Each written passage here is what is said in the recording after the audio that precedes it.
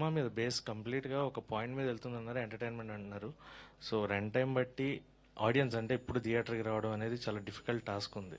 So ఈ concept మీద ఎంతవరకు ఆడియన్స్ పుల్ ఆఫ్ చేయొచ్చు అనుకుంటున్నారు?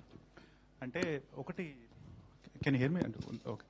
So run time is very crisp అండి ఈ మూవీది. It's around 2 hours 10 minutes, 2 hours 15 minutes. కానీ కాన్సెప్ట్ చుట్టూతో సినిమా తిరుగుతుంది, కానీ there just so many layers to the story.